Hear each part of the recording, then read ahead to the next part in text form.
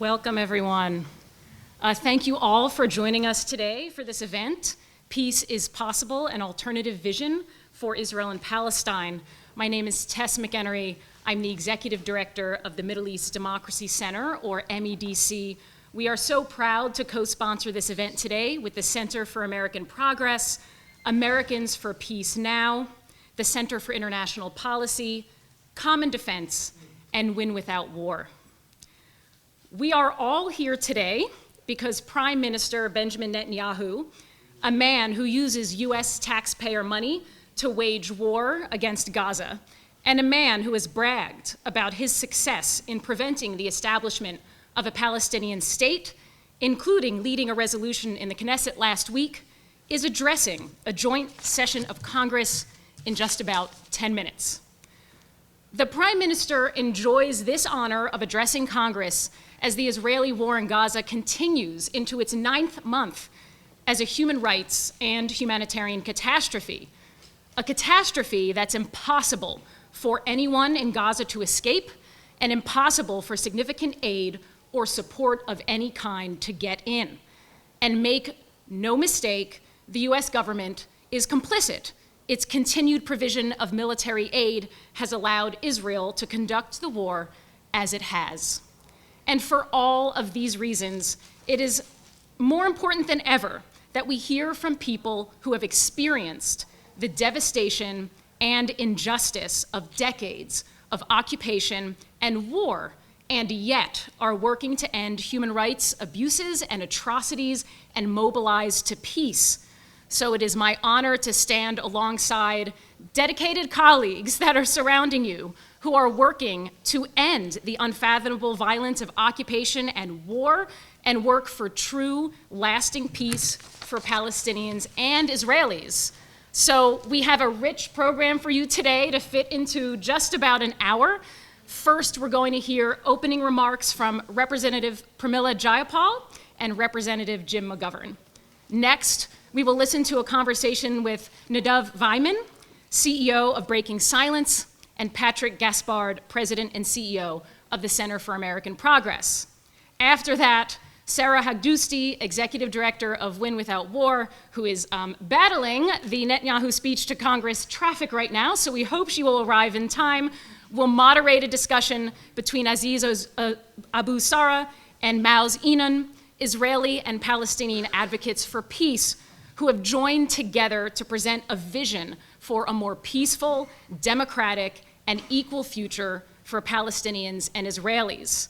And finally, we'll finish up with a brief Q&A. So we're gonna go ahead and get started. We're so grateful for Representative Jayapal and Representative McGovern for joining us today so we can hear from those who are in Congress pushing for a future free from constant bombings and famine and fear. We truly and sincerely appreciate your support. Representative Jayapal is the chair of the Congressional Progressive Caucus and a senior whip of the Democratic Caucus. She is one of the earliest voices in Congress to call for a ceasefire in Gaza, doing so on October 17th. She has also called for the restoration of UNRWA funding, has asserted that Israel is violating international humanitarian law, voted against the Israel supplemental, and called on the administration to uphold US law and withhold certain military aid. Representative McGovern is the co-chair of the Tom Lantos Human Rights Commission and a longtime advocate and ally for political prisoners and human rights in the Middle East and North Africa. Alongside Representative Jayapal, Representative McGovern was one of the first members to call for a ceasefire, has also pushed the Biden administration to uphold US law, and has called for greater congressional oversight on the provision of arms to Israel. So please join me in giving a warm, warm welcome first to Representative Jayapal and then Representative McGovern.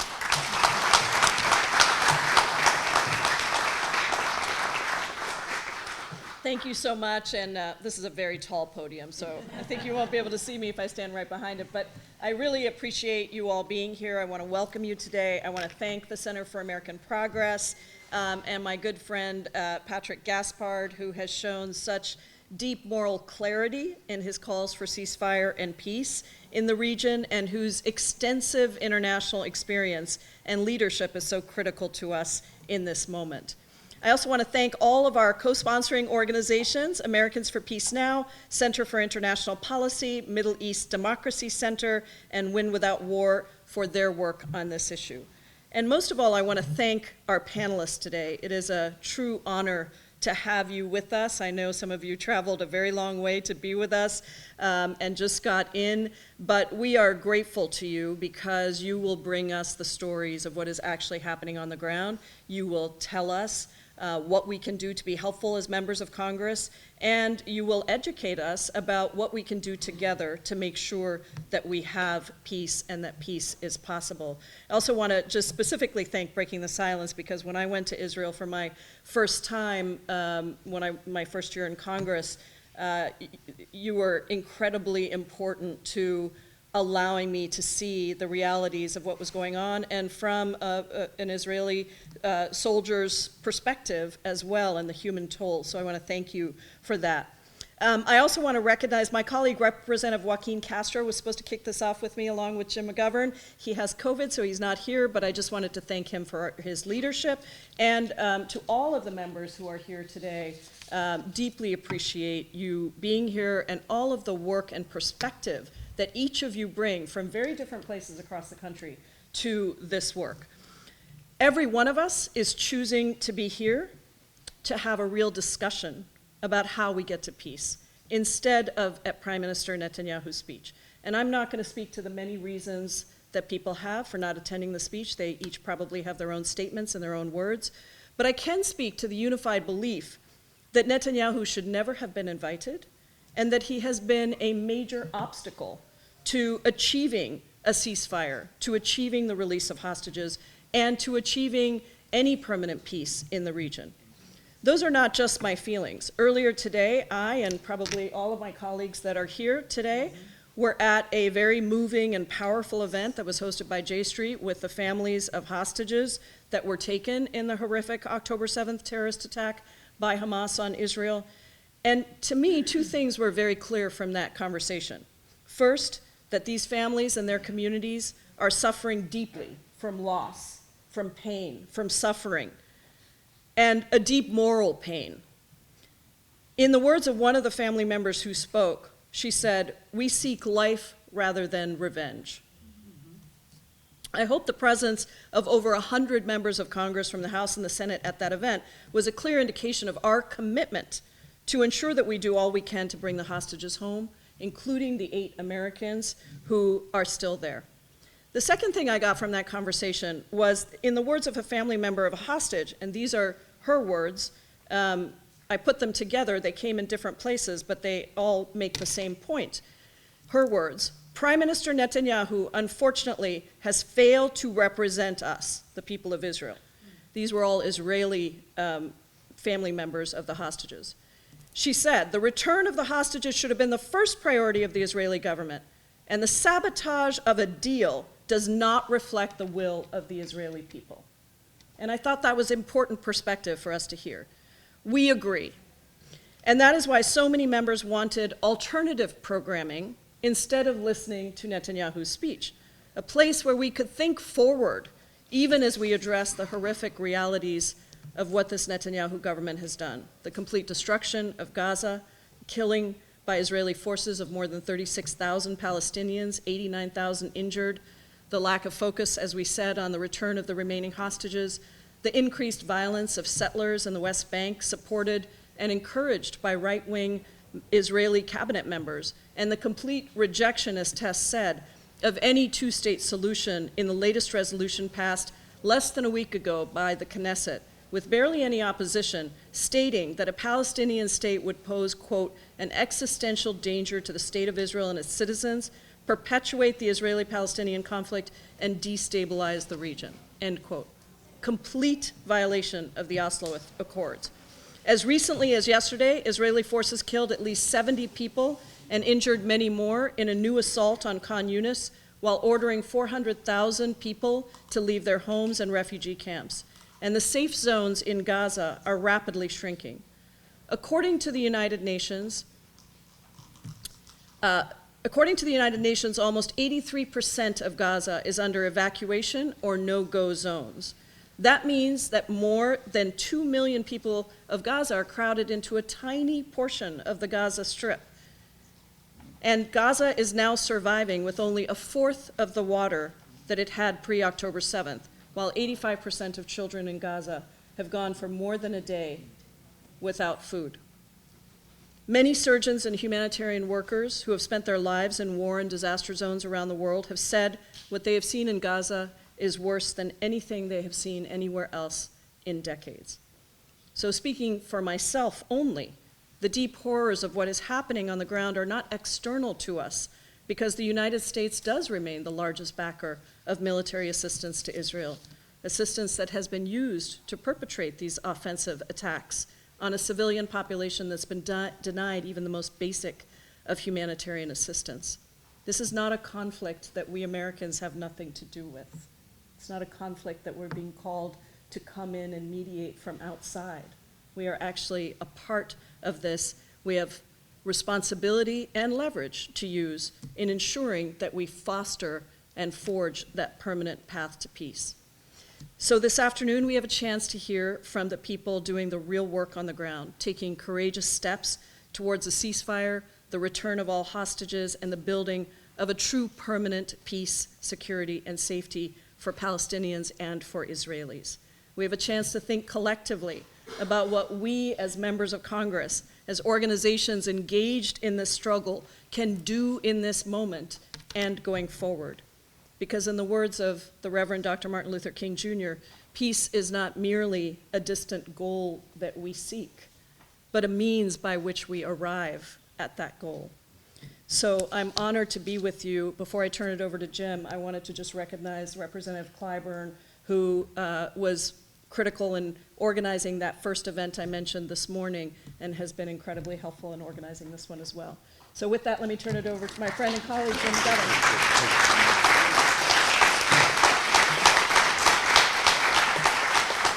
Well, I'm going to be very, very brief. Pramila very eloquently outlined what most of us here believe and think.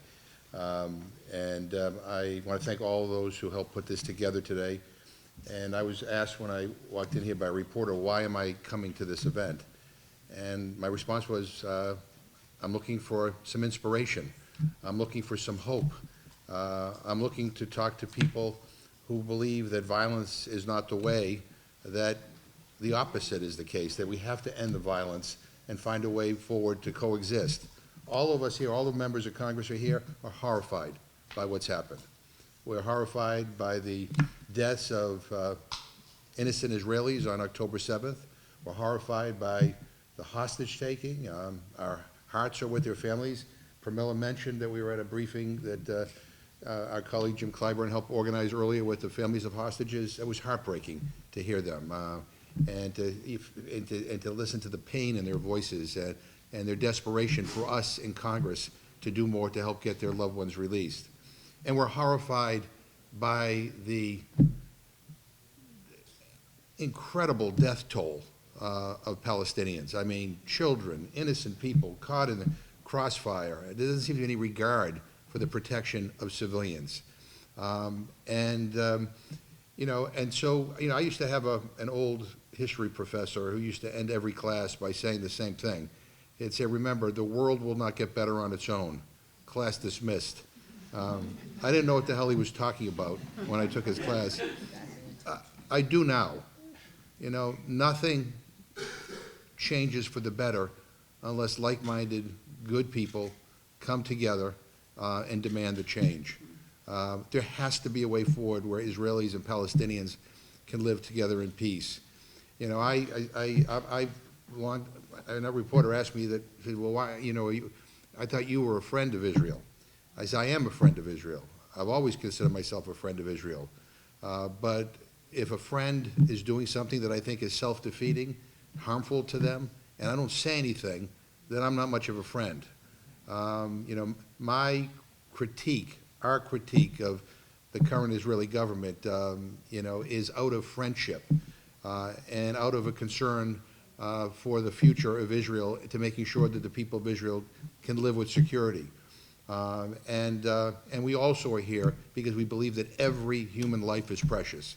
And the life of a Palestinian is just as important as the life of an Israeli. And we cannot forget that. So I thank everybody for being here. We have some incredible members of the Congress who are here to listen to you, but we're here to be inspired, to learn, and to get some hope. So thank you very much.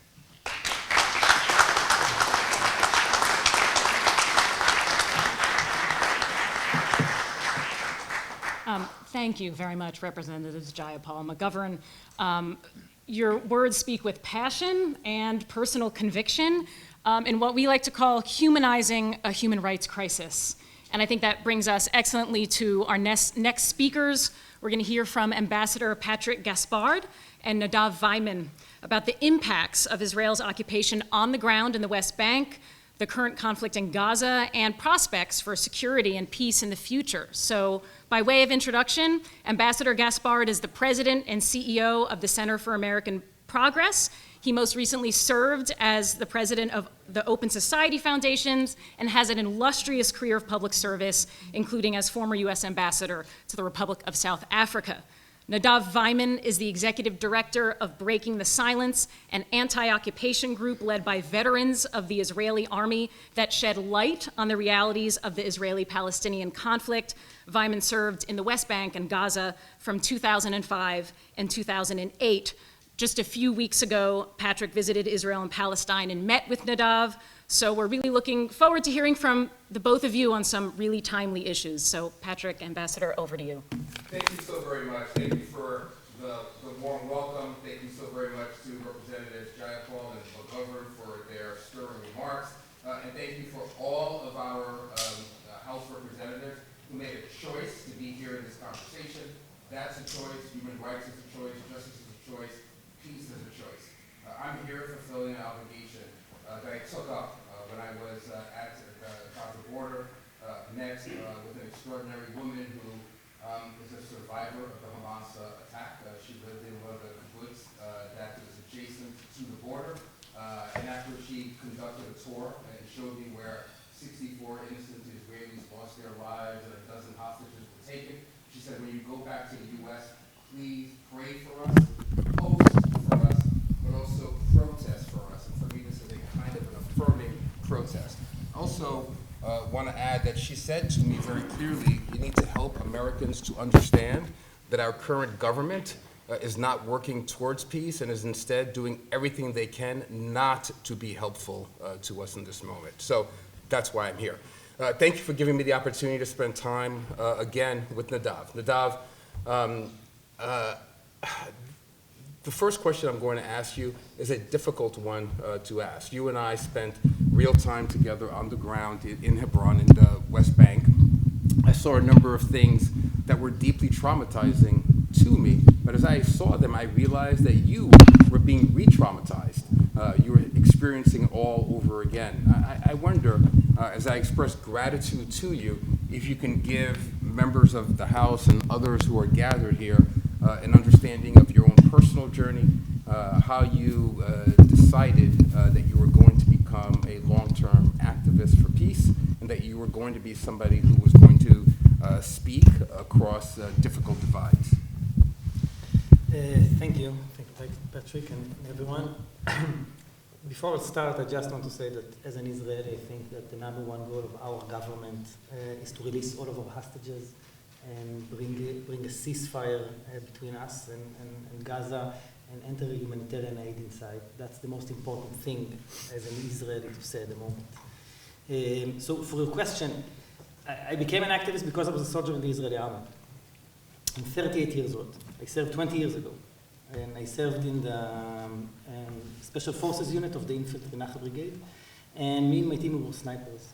And when you serve as a sniper in the West Bank and Gaza, you're inside Palestinian cities, towns, but more than everything else, you're inside Palestinian homes. Almost every night we did an operation that is called a straw window. Straw window is when you take a private Palestinian house and turn it into a military post.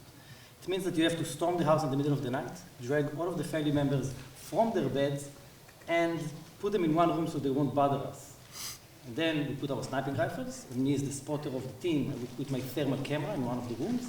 Then we start scanning the city. And during that time, if one of the family members wants to eat, to drink, to take medicine, to go to the bathroom, they need authorization from us, because it's our house. It's not their house anymore. And storm window could be 2 hours, or 4 hours, or 6 hours, or 2 days, right? And after that ends, we just take all of our weapons and everything, and we go back to the base. And when we go back to the base, the first time we did it, I understood that we ruined the Palestinian family's life. Not because we had information, not because we want to shoot at someone, because they told us this is a routine operation. You have to be with your sniping rifles inside the Palestinian city. And I was brought up on the idea that I have to protect Israel. But what I'm doing in the Israeli army is protecting Israel, and that wasn't protecting Israel. That was controlling Palestinians, and that's a different thing altogether. So you ask me how I became an activist. I served in the IDF. And I think that as an Israeli, we have the moral obligation to speak about what we did over there. It's not a secret that belongs to me as a soldier or as an Israeli. It's something that everybody should know that is happening almost every night. Straw widows like I do, but every day we have checkpoints and the Palestinians giving permits and now fighting in Gaza and arrest. It's an ongoing occupation of 57 years. I'm going to ask you in a moment about Gaza and how we ended up where we're at and what perceptions are on the ground. But I want to go back to something that you said to me when we were together in Hebron. You said that the mission that you had was to continuously mow the lawn. Can you help us understand what it means to mow the lawn and the purpose of that and the psychology of it? Yeah, so as soldiers, we are getting commands to do all kinds of operations. But one of the main commands that we are getting as IDF soldier, it's called making your presence felt. What does it mean, making your presence felt? So all of the Palestinians would know who controls them. Throw a stun grenade in the middle of Palestinian village in the middle of the night, or build a makeshift checkpoint. So Palestinians won't know if they need to go through 2 checkpoints or 10 checkpoints on their way to work, or to school, or to the grocery shop. And stop Palestinians and taking their IDs and question them. And by the way, now we have a new system. It's called the Wolfpack. It's a facial recognition system. It means that I'm stopping Palestinians. I take a photo of their face with a cell phone, and an app tells me what to do, if to detain the Palestinians or to let them go. Right? So mowing the lawn, it means that all of the Palestinians, all of the time, should understand that the IDF controls them. It doesn't matter if it's a nurse from a hospital, if it's a 14-year-old kid, or if it's a construction worker. All of them would feel our control. I recognize that as you took up your advocacy and your determination to bring Hebron to Tel Aviv, in your own words, that you yourself have been under all kinds of surveillance and attack, and I'm just impressed with how steadfast you've been through all of that.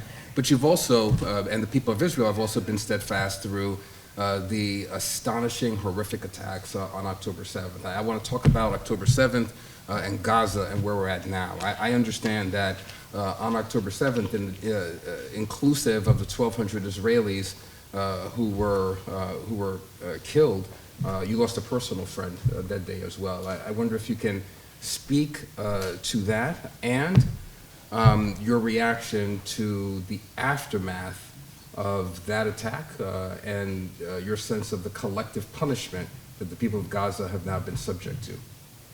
Yeah, so first of all, October 7th, a lot of us lost our loved ones. And I think basically every Israeli knows somebody that was murdered in the Nova Festival, or one of the kibbutzes, or one of the 350 soldiers that died in the first couple of hours of the attack, right? I served in a special forces team, and my commander from the army, the day I finished my army service, he called me and said, Nadav, I know you, I know your political views. I just joined an organization, it's called Breaking the Silence, or Fighting the Occupation, you should join. And I hanged the phone in his face. Because I told him, no, I want to go to South America, to forget about everything. But he didn't let go. And eventually I joined Breaking the Silence, and he was my mentor in all of my first months in Breaking the Silence. And he was a resident of Kibbutz Be'eri, and he defended the kibbutz. He was a part of the first response unit in the kibbutz for 7 hours until they ran out of ammunition, and then they killed him. And for me it was hard because it was my mentor, right? But also he was a man of peace. Shachar was really a man of peace. And I felt revenge. I wanted to revenge. I was angry. I was so angry. But as an activist, a couple of hours later, I understood, okay, no, what I need to do is we need peace, right? I need to stop the fighting over them. So that's something that I want our government, the people in Israel, would feel the same, to turn that bad energy to something that can bring us to a very good point. So you and I are reunited here at the point of the visit of Prime Minister Netanyahu to our capital. It seems to me, after being in Tel Aviv and experiencing the massive demonstrations that were organized by the hostage families, and then the massive demonstrations for justice organized by political opposition, it seems to me that the Prime Minister is clearly on the back foot at home and perhaps has an agenda that speaks to that challenge in Israel, but also to a set of politics here. And I wonder if you have a perspective on that you can share with us. Yeah. So first of all, we need to put everything that happened with Gaza at the moment in context. And that context is that the main conception of Israel, that Benjamin Netanyahu is the leader of it, is managing the conflict. This is how we call it. We can build a huge wall around the Gaza Strip, and we can do military operations every couple of years, giving Palestinians humanitarian permits, and that's it. Everybody would forget about the occupation. And we can do the Abraham Accords and speak in normalization with the Muslim world, and that's it. And that exploded very bloody and harsh on October 7th, right? Our military strengths and technology, they won't stop it, right? And that's why immediately we start seeing the demonstration in Israel, right? In Tel Aviv and Jerusalem and in Haifa and Beersheba. And those demonstrations got bigger and bigger, and every week, every Saturday I'm over there, right? And there are tens of thousands of Israelis that are calling for ceasefire now and releasing our hostages before anything else. So when Benjamin Netanyahu comes over here to Washington to address Congress, he's not representing the people of Israel. That's something that we have to understand. The majority of Israelis, and all of the polls shows it, we want a ceasefire and we want our hostages home. I think that, as the Prime Minister, he needs to defend us, the citizens, right? I was a combat soldier. I know that you don't leave anyone behind. I'm also an Israeli citizen. I know that our government needs to take care of us. And I'm also a Jewish man, that I know that every life matters, right? And Benjamin Netanyahu sees himself and his political way. He wants power, right? And that's why this war prolongs, right? 9 months we are inside the war. So what he's doing, what he comes to do over here is exactly that, right? He's addressing the right-wing voters in Israel more than the two houses of Congress. We saw his government, right? We have an extreme right-wing government in Israel, and he's afraid because if he will do a ceasefire and releasing our hostages, it means that the extreme right-wing parties would leave his government, right? Smotrich and Ben Gvir, and that's why this war goes on and on and on. That's rather devastating. I want to go back to the West Bank with you, Nadav. At some point during our tour, you took me up on a hill, and you said very clearly, you cannot understand the conflict, you can't understand the circumstances in the occupied spaces unless you appreciate both demography and geography.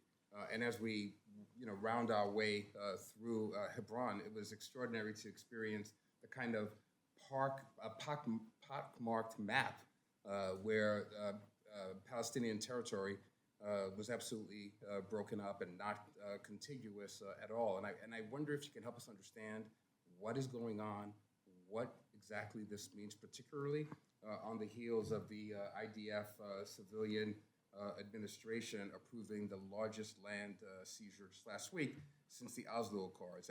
I should also note that as I visited communities in the West Bank, I arrived hours after a United Nations-sponsored school had been bulldozed and after the homes of peace activist families had been bulldozed and were still smoldering, and there were children gathered up on a hill who did not know where they would sleep that evening. What on earth is going on here? Yeah, so first of all, we have to remember that we have a government in Israel that in their guidelines, it says that only the Jewish people has the right to self-determination inside Israel. and they are actively working for annexation. So that's our government, right? And settlement expansion, it's only one of the things, because we are in a record-breaking time now in Israel-Palestine, right? It's the most amount of settler violence that we ever saw, right? The biggest seizure of Palestinian land since the Oslo Accord, but also the most amount of unauthorized outposts that were retroactively approved by our government, right? And they are illegal also in Israeli eyes, right? And what you mentioned when we were in the South Hebron Hills area, so a couple of years ago, the State of Israel and the settler movement, they cracked the system, right? You don't need to build a big settlement with lots of families and kindergartens and all of that. No. You take one family. It's a sheep herder unauthorized outpost in a remote area. We were in the South Hebron Hills area, a desert area. And it's like 4 or 5 people, but 200 heads of cattle or goats or sheep. And then they get hundreds and sometimes thousands of dunams or acres to go around with their ships. And we, the soldiers, we have to protect them. Doesn't matter where they are going. And they are very, very violent. In the last 15 years, most of the settler violence are from that sheep herders' unauthorized outpost. And we were in Zanuta, right? Zanuta, a cave dwellers community, a Palestinian cave dwellers community in the South Hebron Hills that was abandoned after October 7th. Because the settlers took advantage that all of the eyes of the world and Israel were on Gaza or on Lebanon, and they unleashed settler violence. And Zanuta was the largest cave dweller community that fled. They left. Why? Because settlers were very violent towards them from the unauthorized outpost next to them. IDF soldiers protected the violent settlers, right? And the community left. About 400 adults and a couple of hundreds of goats and sheep, the largest one. And 18 communities fled since October 7th, right? So this is our government that wants to make the Oslo Accords disappear, right? Using settler violence, and we have to remember, settler violence or the settlement, it's not something that it's detached from Israel. It's a part of the policy. If I'm, as a soldier, I'm not allowed to enforce law on violent settlers, it means that settlers or violent settlers are a part of the system, are part of the mechanism of the occupation, right? That last point is critical, and we should express thanks to our representatives here who pushed for targeted sanctions against the extremist settlers who were inciting this violence, and we appreciate their leadership on that front. Nadav, you and I have about 3 minutes left for this conversation. Here in Capitol Hill, they take their assignments very seriously. Representative McGovern gave us a clear assignment and said that he came here for some inspiration. When I left you in the West Bank, I felt incredibly inspired. You're talking about difficult things here. We were all dismayed by the reality just last week when the Knesset voted down a resolution for Palestinian statehood, calling that an existential threat to Israel. Despite all of that, what gives you hope? What gives you optimism? What inspires you in your engagement with Israelis and Palestinians? Give Representative McGovern that spark of inspiration that he came here for. So first of all, I've got to say about the sanctions. Right? Sanctions were a very important step to show Israelis that impunity doesn't exist. Right? That settler violence is something that we need to address, and that was a very, very important step. Right? I don't want Israel to be sanctioned. I don't want to be isolated, but it was like everybody said today. Like we are allies. Right? When I fought in Gaza, I had an M4 and it was engraved on the side, property of US government, right? But that's only part of that friendship. The other part is saying, whoa, stop, right? And we need to go to the next phase of sanctions. And I've got to say something, like, I'm doing this for the past 12 years, right? Talking with Israelis and internationals. And there's something that I understood, you understood quite quickly, I've got to say, that when you speak the truth, and when you take responsibility, like what breaking the silence, we're taking responsibility of what we did. We're saying to the Israeli society and to the world, this is what we're doing, right? We need to address this. And when you speak truth to power in front of human beings, they understand that. And that gives me power it gives me energy every week when I meet Israelis. It doesn't matter if we argue or not, if we agree or not, the conversation exists. And we can see what happened with the liberal democratic camp in Israel or with the anti-occupation bloc in Israel. Gets bigger and bigger because people understand that we cannot be an occupying power forever, right? 57 years, that's too much. That's our forever war, right? It's too much. And I've got to say, the last couple of days that I spent over here in Washington meeting with congressmen and women, and I understood that we have a lot of allies. And that's something that Israelis should understand, that over here we have a lot of allies that can help us bring an end to the occupation and bring peace to the region. Nadav, when I was in the West Bank, I was overwhelmed by your courage today. I'm overwhelmed and humbled by your ability to extend grace to everyone, Israelis and Palestinians alike. Thank you so much. Thanks, Patrick.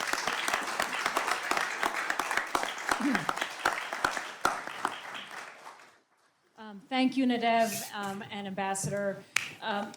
The point of speaking truth to power is exactly why we're all here today. Thank you for raising that with us. For those of us who are doubtlessly live tracking on our phone the address to Congress, there have been lots of standing ovations for the opposite of what we're talking about here today. So I'm absolutely thrilled to introduce Aziz Abu Sarah and Maoz Inon to get our own standing ovation for a future of peace with Israelis and Palestinians.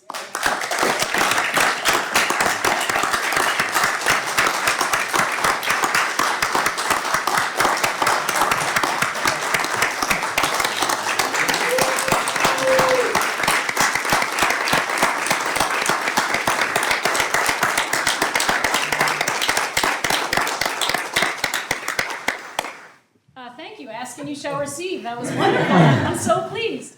We're going to do a little bit of musical chairs because I want to welcome Sara Haghdoosti, who is our moderator for our session with Aziz and Maoz, to the stage. First, let me introduce our speakers.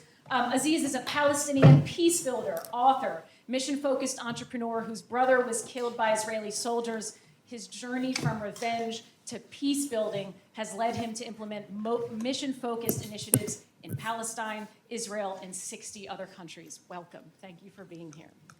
Maoz is an Israeli peace entrepreneur who has founded several peace-focused tourism initiatives with Israel and the Middle East.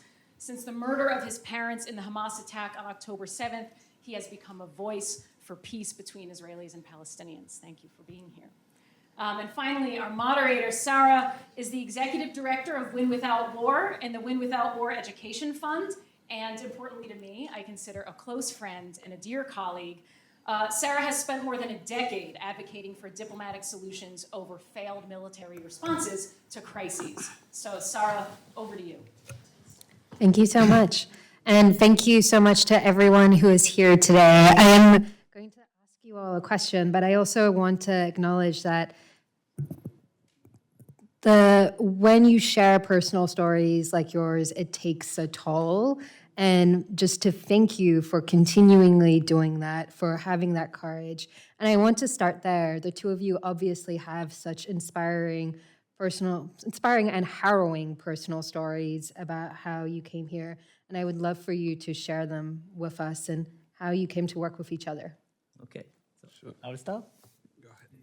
Thank you, Sara, and thank you to all the House representatives. Thank you to all the co-hosting organization, and also I would like to thank Miss Hala Harriet that also initiate and behind the scene help us being here and sitting and creating this event. So thanks for everyone.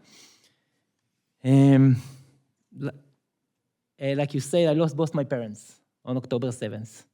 And I lost many of my childhood friends, their parents, their children that were killed or kidnapped to Gaza. And I was growing up in this region. My both grandparents were Zionist pioneers immigrating to Palestine under the British mandate and establishing 2 kibbutzes in the Negev. And I was born in my father's kibbutz where they raised us. And at the age of 14, we moved to Netiv HaSara community, the closest Israeli community to the border with Gaza, and where my parents were killed on October the 7th. And it took 2 days to my young brother to ask the family to send a universal message from our own personal loss that we are seeking no revenge. We are seeking no revenge. And the day after, Aziz contacted me on Facebook. We met only a decade before for maybe 5 minutes, and we weren't in any relationship or partnership or friendship. But when he approached me, it was so powerful because it's so difficult for one side to be empathize and recognize the sorrow of and the pain of the other. So when Aziz done it, I knew that I want a brother. I lost my parents, but I want a brother, and I want a friend and a partner to peace. Thank you, Aziz. Thank you.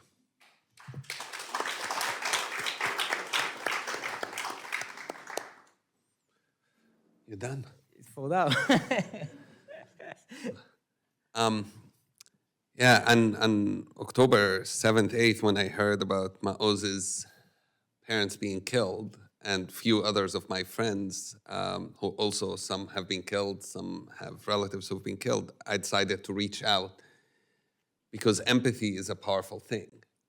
And there's this assumption, I think, is if you're a Palestinian, you probably don't know any Israelis who were killed on October 7th. And it's BS. It's not true because many, or some at least of us, do have friends on the other side and have very close friends. And those of us who work in peace, these been horrible few months because we have friends in Israel who've been killed, and I have friends and family in the West Bank and Gaza who've been killed, and you're trying to juggle between those two pains happening at the same time. Now, I grew up with that. I grew up in East Jerusalem. I'm Palestinian, and my brother was arrested, tortured, ended up dying as a result of being tortured in Israeli prison. I was 10 years old when that happened. He was 19 when he died. And at 10 years old, I didn't have the courage or the foresight that Maoz had in thinking that, well, choosing peace and forgiveness is the only way forward. 10 years old don't think in that way. And then go like, give me a few minutes to think about this logically, and it's just not how it works when you're that young. I didn't believe I had a choice. If somebody kills your brother, then the normal answer, if you're 10 years old, you want to hurt them back. And for the next 8 years, that was my focus. I became very active politically. I stopped almost going to school. I was protesting, throwing rocks, whatever you want to think of, until I went to study Hebrew when I was 18, and I did it out of necessity, not because I want to. And that was my first time I ever met an Israeli, a Jewish person who was not a soldier and who was not a settler and who was normal. And that's how my journey for peace has started. And ever since, what I've been focused on is two things, is how to bring down those barriers, those walls that's made of ignorance, of fear, of hate, and how do we understand that we have a choice. Today, you've made that choice being here.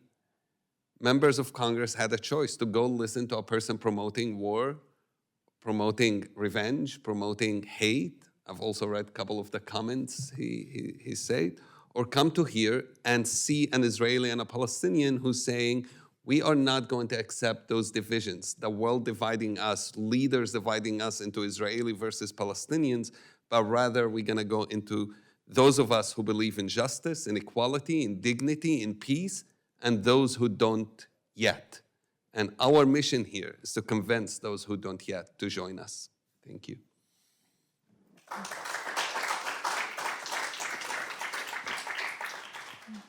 Your ability to find that grace and empathy is such an inspiration. And I will say, as someone whose kids have Muslim and Jewish heritage, seeing what you two do gives me so much hope that they will be able to grow up and genuinely be able to be their whole selves no matter where they go. The other thing that has been giving me so much inspiration lately, and I know you were both a part of this, was on July 1st, there was an event in Tel Aviv called The Time Is Now, where thousands of peace activists came together. And I would love for you all to share the story of how are you seeing a new peace movement form and the potential you're seeing there. Thank you, Sarah. I would like to start with the main 3 lessons I learned since October 7th. And I learned them through dialoguing with Palestinians from Gaza, from the West Bank, and in the diaspora. The first lesson is the word we already used so many times today, is hope. And I learned that hope is an action. It's not something you can find, not something you can lose, or not something someone else will give you. Hope is an action. And it's very simple to explain how to make hope. This is what we are doing here, by the way. This is what we are doing here. We are making hope by envisioning a better future and by acting to make it into reality. And what we need to do is to check ourselves and to make sure our actions are effective. Because if they are effective, we're going to meet this future. We're going to make it into a reality. And if they are not effective, let's do something else. But this is what we are doing here, making hope. So I want to encourage every one of us to be an agent of hope, an agent of change, because even though we cannot predict the future, we can definitely change it. And this is what we are doing here. We are changing the future. So the first lesson is hope. The second lesson is the lesson of the future. The Palestinian and Israeli story has never been so far away from each other. Never. We see the same reality as you do. It has never been so far away. But our stories meet in the future. This is a miracle, but it really exists, this miracle. We meet in a future that is based on shared values, the values of dignity and equality, shared acknowledgement and recognition, reconciliation and healing, and of course, security and safety, which as Israeli, this is what's most important to the people of Israel, security and safety. While on the other side, what's important to the Israeli prime minister and his government is Jewish supremacy between the river and the sea. So let's choose what's good for the people of Israel, if you are pro-Israelis. But there will be no security and safety to the people of Israel if there will be no security and safety to the people of Palestine. And the third is most difficult lesson that I learned from our mutual friend and partner, Maoz Inon. He said that we must forgive for the past, we must forgive for the present, but we should not and cannot forgive for the future. And ask myself, Maoz, if you want to be a good person like Hamza, who should you forgive? The immediate answer was to those who killed my parents, Hamas. In my narrative, Hamas is extremist, fundamental organization that is killing and oppressing his own people and is killing innocent people. And it was my parents' bad fortune to be killed by the Hamas. But I was seeking revenge. I wanted to punish. I wanted them to be accountable for my parents' death. Those who promised us again and again, again and again, again and again, security and safety. The Israeli government. They betrayed us. The prime minister had time to come here to DC and be here for a week, but he had no time to call any of the bereaved families. None of his government members and the cabinet had no time to call us. They can travel all over the world, but they had no time to pay their condolences. So I wanted my feeling and seeking revenge was destroying me from the inside. I stopped functioning as a father, as a husband. I was just focusing how to make them pay. But after listening to Maoz Inon, I've decided to forgive the Israeli government. Forgiveness is something you can do within yourself. It's not the reconciliation, which is a dialogue. I've decided to forgive them and focus and put all my energy only in the future, in partnering with Palestinians, with international community, and build a coalition that I hope Aziz will talk about it, to create a radical vision, a vision of hope, a vision of reconciliation, a vision of peace.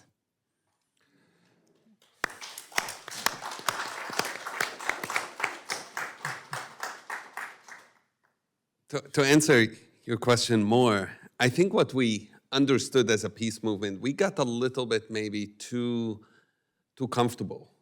We've warned for many years, and I know Breaking the Silence, other groups as well, has warned for many years that something like what happened in the last year would happen. I went back to articles I've written 15 years ago and says catastrophes will happen if the occupation continues. And yet, we became accustomed to violence. We became accustomed to people dying around us. And we are in some ways even today. Yesterday I'm listening to the news, 100 people killed in Gaza. it passes as a norm now, and that's terrifying. So the first thing that we have to do as a movement, and we are working on, we can't anymore accept the concept of conflict management. We need to work for conflict resolution. This idea, let's manage this conflict, let's put it under wrap, let's make sure the level of violence is just acceptable. That just cannot work anymore. And I believe it was President Obama right after October 7th who said, when I look at my term as a president and I think, what could I have done more? And that's a question we have to ask ourselves before, not after the thing. And he said, we all could look at what we've done and say, do we have blood on our hands? And yeah, he was absolutely right. And that's a question now we should ask ourselves. And as a peace movement, ask ourselves, what are we doing? The second, like Maoz said, is action is super important.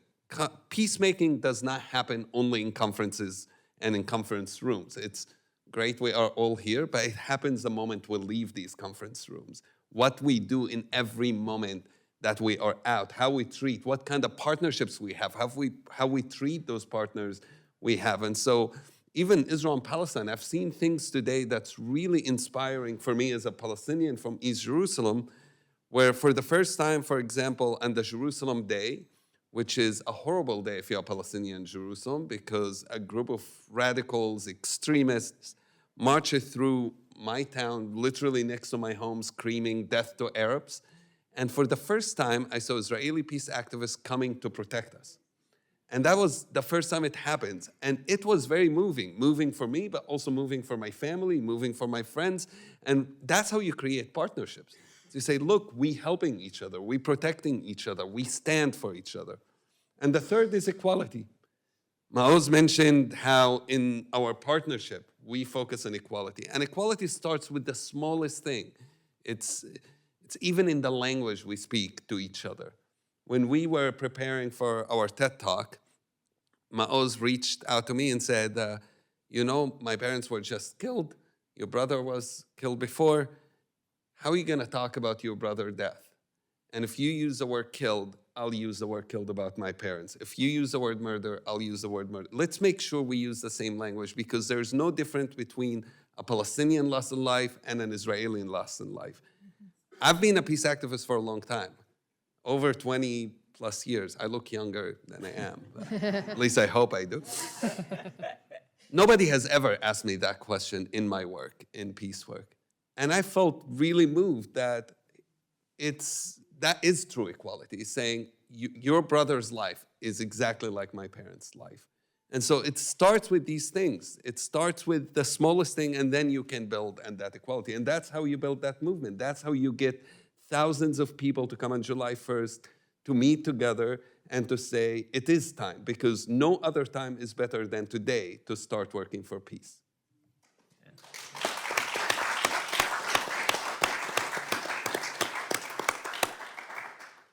Right. We know that the U.S. has significant influence on the Israeli government, both in terms of states and societies and the way we're all interconnected. And we also know that this particular government in Israel right now is, one can say, one of the most extreme we have seen in recent times. And we have the privilege of having so many members of Congress here today, many of whom have done a lot on this issue. And my ask for you all is, what else do you think we should all be doing in order to lift up the new generation of leaders, the people who believe in peace and who are already doing the work for it to move forward and make that vision into a reality? It's a great question. Thanks. It's exactly what I want to share, because both Aziz and I are entrepreneurs. What we know is how to make a vision into a reality. Mm-hmm. And there are 5 steps into this mission. Is the dream that we shared. We all share the dream of peace. The values that we already shared. The third step is to build a coalition. And this is exactly what we are doing here. And we are so honored that you invited us. And we want to be your partners. We are on the same side. We want to broad and strengthen our coalition. And exactly this is what we are doing here. And this is what we're doing in July 1st event. For the first time in 2 decades, 50 civil society organizations, like Breaking the Silence and Standing Together that has been mentioned, and Committed for Peace, and Women Wage Peace, and many, many others. We group together and we synchronize, and it has never been done before. So building the coalition, the first, and that's our blueprint, roadmap. And we have 4 chapters in the blueprint. I will share the first 3. Amplifying our voices. Let's take photos together, clips together, share it everywhere. Peace is possible. Peace is possible, and this is exactly the words our former Prime Minister Menachem Begin said on the historical visit of Anwar al-Sadat, the president of Egypt, only 4 years after the devastating Yom Kippur War. And Menachem Begin said, we can prevent war, but we cannot prevent peace. But this legacy, it was lost. So we must renew it. The second is to build our legitimacy. Legitimacy to everyone here in this room, to everyone in our coalition, that we are the leaders of the future. What's happening there is the past. We are the future. So let's build this future. And the third and most important maybe to this whole year today, policy change. We must change the policy. From tools of distraction to tools of construction. Because again, as Israeli, and all my friends are Israeli, and many of the House representatives consider themselves as pro-Israel. But Israel, after 9.5 months of war, is as weak as ever. Israel is as weak as ever. And those who believe that bombs will bring safety and war will bring security, they are naive. They are naive. And if you continue with, the US will continue with its policy, it might be a disaster for the people of Israel and to the state of Israel. We must change the policy, and we are here presenting the voice of reason, the voice of logic, that in order to bring security and safety to the people of Israel, we must bring security and safety to the people of Palestine. And changing the policy, we must follow the G7 communique from last June in Italy that very clearly stated that the G7 countries will support the civil society within Israel and Palestine to promote peace resolution, conflict resolution, and a lasting peace. So we are here in DC to make sure it's not a dead word. It will become into a concrete policy. And together, we can shape and write this policy and to implement it on the ground. Because we are here to tell you, we are on the ground, we are working, we are determined, and we're going to win and going to make it happen. Thanks.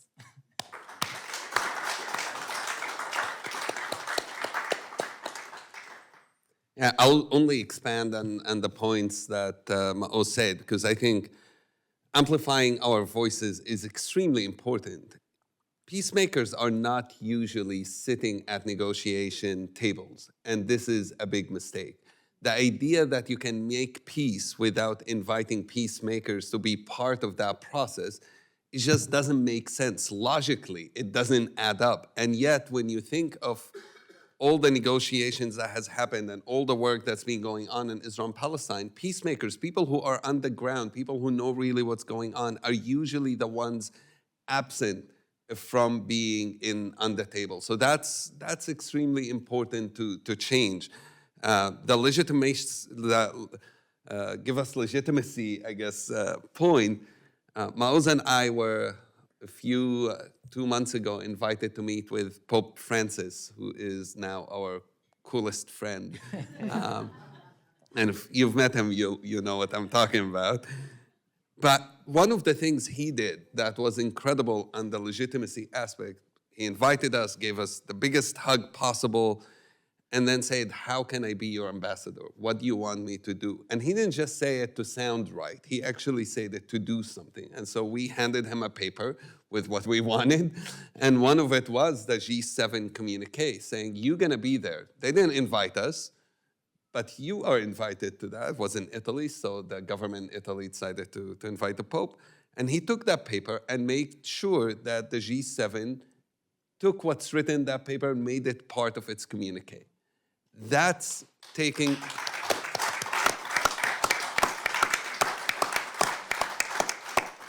I think that's the kind of action we need, is people taking what we're talking about and making it happen reality.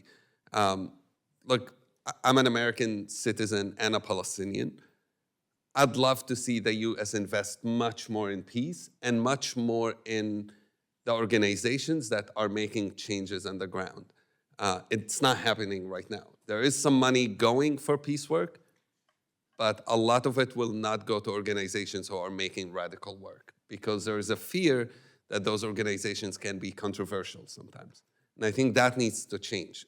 Asking to end the occupation is not controversial. It's not anti-Israel and it's not anti-Semitic.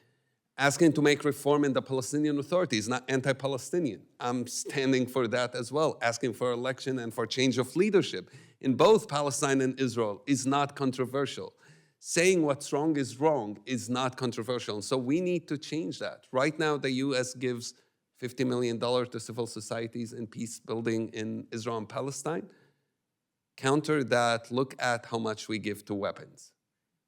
And let's be honest, the Bible says wherever your heart is, right, where you put your money is where your heart, it's where you invest your time, is where you really focused on. If you put billions of dollars, and this year I can't even count how many billions have been spent on weapons versus how much we spent on peace, it is no wonder we are where we are today. So that is absolutely a change that's needed. I always joke that if you just give us enough money for 2 missiles in cash to peace building, it would be already a major change. And then the final thing, we are trying to make a change, political change in Israel and Palestine. And that does need people here in the US being part of that change. Don't think of it as Israel-Palestine movement, peace movement. Think of it as a global peace movement. We are together. We're not here to ask you for your thoughts and prayers, as in the US is common to say. Please don't give us your thoughts and prayers. We want you. We want you as a partner. We want you not just even as an ally, as one of us. That's what we're here for. I'm going to end it maybe with a story of Amos Oz I shared last night as well. And I thought it's cool for a Palestinian to share an Israeli author's story. And he said that if you're walking by a building on fire, you have 3 options of what to do. Mm-hmm. The first one is to run away. And when you look at what's happening today in Israel and Palestine, many people choose to run away. I don't want to be involved. I don't want to go to anything. I don't want to say anything. The thing, though, if you know how fire works, it spreads. It doesn't stay in one building. And you might think it doesn't affect me today. It will eventually. The second option, he said, is you create a committee to investigate who started and who to blame for this fire. I usually say, and I probably shouldn't, that Congress is good at that. But by the time we decide who to blame, everybody in that building would be dead. And the third option, he goes, you get a bucket, you fill it with water, and you throw it on the fire. But what if you don't have a bucket? So you get a cup, you fill it with water, and you throw it in the fire. But what if you don't have a cup? He goes, you get a spoon, you fill it with water, and you throw it in the fire. Now, would one person with a spoon be able to put out a fire? No. The answer is absolutely no. But the point is, we're not one person. There's 100 people here. If each one of us always thinks, what do I have? Do I have a spoon? Do I have a cup? Do I have a bucket? Maybe I have access to a hose connected to water source. What is it that I can do to make a difference? That's how change happens. And I think the one main thing we're fighting against, whether it's in the US, whether it's in Israel, whether it's in Palestine, is people losing hope and people feeling indifferent and people feeling, I can't do anything, I'm only one person. And that is nonsense. Every one of us can do something. It might be as simple as sharing the stories. It might be being out in the streets like people are out today. It might be in money. It might be in coming and visiting, and it might be in supporting organizations like we heard earlier. But each one of us can do something. And it's a question for each of us to think, what is it that I can do? Thank you. Thank you.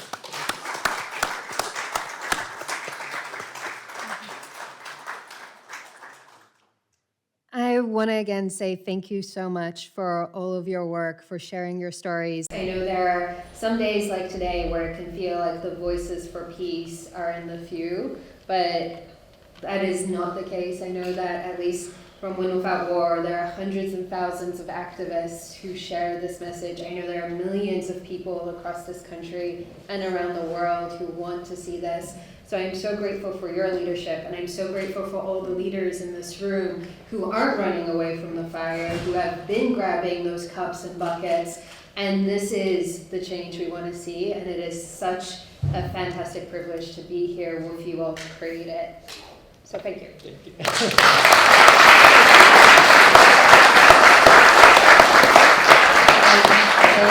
over to our fantastic moderator, Tess, once again. Thank you, Sara. Aziz, Maoz, thank you so much. You asked for investments in peace, and right now, Prime Minister Netanyahu is asking for more investments in war from the Congress. More and more investments in war. He has asked if we can do that, then he can finish things off. So with, let's say, that as inspiration for turning to peace, and many of us being spoons, let's add all the spoons together, the spoons of water for peace. I want to turn it now to, we have about 10 minutes for Q&A. If anybody would like to ask a question, I need to march over to you with my mic. So please raise your hand high, and I'll come over to you for questions. If Nadav could come back up, you all can answer at the table. Does anybody have any questions? Please. I'm Robin Kelly. I represent the Chicagoland area. Sometimes when I've watched TV, I've seen all the protests in Israel against what's going on. Has that had no effect at all? Just like what happened yesterday, all the protests, but it's Israelis protesting against what he's doing. So first of all, I have to say it does a lot. Yes. It does a lot. At the beginning, the protests were quite small. After October 7th happened, they got bigger and bigger. And as you know, as a politician, protests are a very important tool for mobilizing people, but also for the political education. Because now, the protests now, you can see people holding signs in Tel Aviv. I fought in Gaza, my friends died for what? And I never thought in my lifetime I would see those kind of signs in protests, right? So I'm thinking about, there was a lot of talk about the future generation now growing up in Israel, my kids now growing up in Israel, and this is what they're saying. And I understand that democracy is something that you have to engage in, that you have to challenge our government and our public officials all the time. And so I think we need to look at it as the long run. That's one thing. And the other thing, I don't know when we were in Jerusalem for the last time, but around Bibi's house, one of the 3 houses that he has, there are a lot of fences now, and a lot more guards. And it feels like watching a movie about a dictatorship somewhere, I don't know where. The leader is protecting himself from the people. And this is a message that a lot of people understand, but he's afraid. He understands what the Israelis are thinking and how angry they are at him. So yes, they are influencing. Also to add on that, before October 7th, the protests were should Netanyahu resign or not. Now the question is when. 72% of the population in Israel wants Netanyahu to resign. The question is only when. And because he lost Israel, this is why he's coming here. Because in Israel, he would get no standing ovation from no one. It's only here. And this is, again, I think I don't want to sound too harsh about, but it's those who are not with us in the room or listening to him, they have decided to choose the wrong side of history. The wrong side of history. What also recent polls show that 64% of the Jewish Israelis are in favor of conflict resolution, it's 64, the majority are already there, the establishment of a Palestinian state that will be sponsored and championed by the US and for normalization with the Arab world. The problem is our politicians, they are no leaders. They are not changing the discourse, they are standing behind it. They are reading the polls, and what's so frustrating is that they are reading the polls before October 7th. Okay, well, the notion was still that the conflict can be manageable, but the people of Israel are already there. So now it's up to us to also create a political power that will represent the majority of Jewish Israelis, and we are on it. So it will happen sooner than later. Thanks. I see two other hands for questions. We have about 3 minutes left, so I'm going to go 1, 2. Hello, I'm Congresswoman Jan Schakowsky. I think I am the only member here that is Jewish, and I'm proud and happy to be here and stand with you, and I thank Pramila for organizing this alternative event while Bibi is speaking. Do we have any reports, by the way? Is he done? We can. All right. But I do want to say this. I have a district that includes also a very Orthodox area in Skokie, Illinois, in Chicago, and have done a lot of press today. One of the things I said is that I am a proud Jewish woman, and I have most of my long life been supportive of the state of Israel. And that's why I am not going today. I'm not going to do that. I went on and on about how people in Israel, Jews in Israel, and we heard it from we just heard it at the meeting before us with hostage families, how terrible Bibi is representing the state of Israel. But I want to tell you something else, and I'm not griping, believe me, but I've also been the target of protesters who have shut down the street in front of my house, Genocide Jan, even after saying I'm for a ceasefire, occupying my office in Skokie, Illinois, and not refusing to leave. So I guess the only thing I would like to say is that I think an openness to allow people in to this movement for peace is very important. To be a bit careful. I think there are some people who have become targets that may not have always been exactly where the peace movement wants us to be. You know, as someone who throughout all my years has been for justice in Palestinian, in the West Bank, traveled with J Street, seeing the horror that's gone on in the West Bank. So I guess I'm just saying I'm proud to stand with you, to be with you, but I think there has to be clarity about who is ready to come over, who is there, and I have to tell you that some of what I heard felt to me also like anti-Semitism. I'm with you. I'm for the ceasefire. I've always been for justice for Palestinians. Let me in. And so you want to make sure. I'm not holding you responsible for the very people who have been about many times protesting against me. But we want to be a little bit careful not to blame people who are allies. Yeah, I agree with you. I think there's a lot of pain and there's a lot of anger, and sometimes the pain and anger can manifest itself in a wrong way. We often say, like, people ask me if you're angry, and I say, absolutely, I'm angry. I know so many lives, so many people who've been killed recently. I'm absolutely angry. Anger is a powerful thing. It can be like a nuclear power. It can be destructive, and it can lead to hate, and it can be constructive, and it can lead to light, just like nuclear power can lead to electricity and light. the big umbrella that we need to create should allow us to be able to build that coalition that says we might not agree on everything. I'm sure if Nadav and I and Maoz are going in every little detail, we'll find stuff we disagree on. But the most important thing is we agree on values.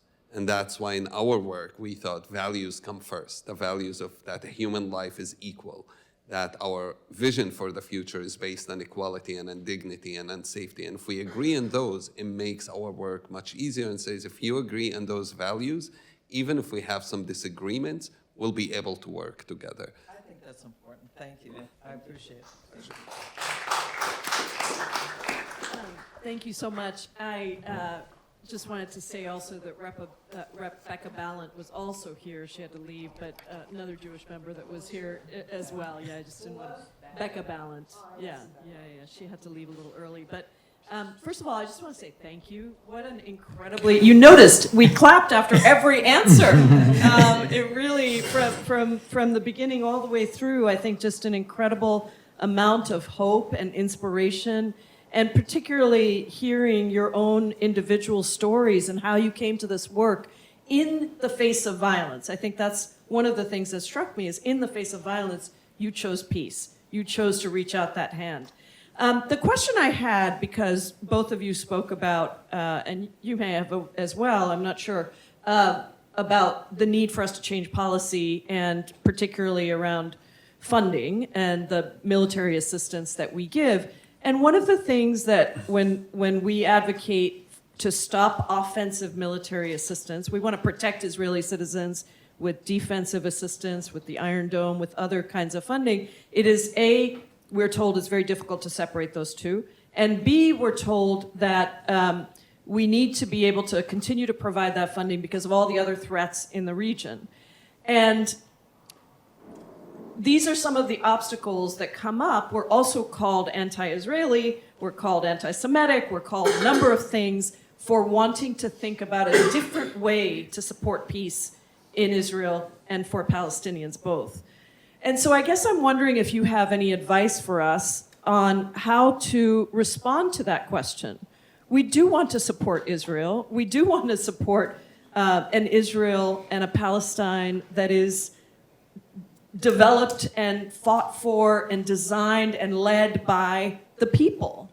If you all were the leaders there, I don't know if any of you are standing for office anytime soon, but if you all were the leaders there, I think it would be a very different situation. And so what advice do you have for us on how to frame that argument and be able to help people see that and I'm speaking just for myself, I believe that our military assistance is not helping Israel to be more secure. I believe that all the killing that we're seeing in Gaza is actually generating more anger that is going to turn into more violence. That is the nature of the world. That's what Gandhiji saw. That's what Martin Luther King saw. That's what Nelson Mandela saw. So how do we make that argument now in this moment? You all are on the ground. Tell us how to make that argument best. I'll start. First, I think it will be difficult now, okay? But would love to have a relationship and to think about it for a few good hours, to sit around the table and dialogue and think about the best answers. I'll also go to the history of the US, that you already banned military shipment to Israel. It was Bush the son that stopped, basically forced the stop of the Second Lebanon War. It was James Baker, under the president of Bush the father, that forced the Madrid summit, as the first Intifada was still waging. I think it was Eisenhower in 56 that demanded Israel to evacuate the Sinai Peninsula just after they occupied it for a few days. So it's already within the American policy to stop wars in the region. So you need to practice it again. And also to force the Israeli politician to give answers about the day after.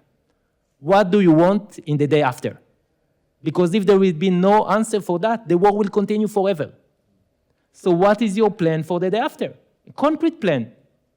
So if there is no day after, we're going to see more sorrow, more pain, more casualties.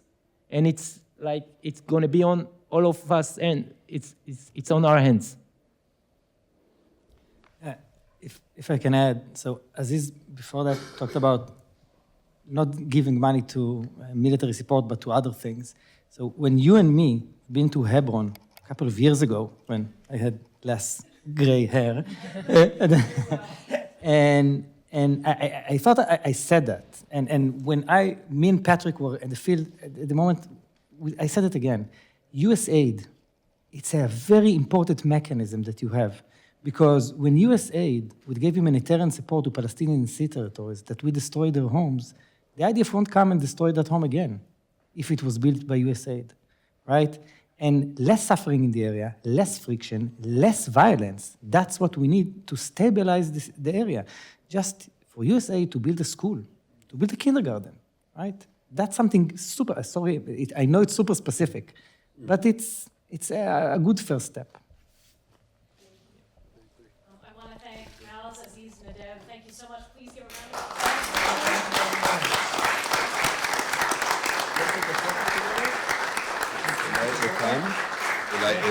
Maybe we'll have a photo.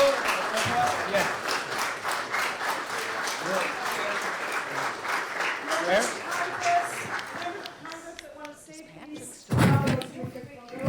Yeah.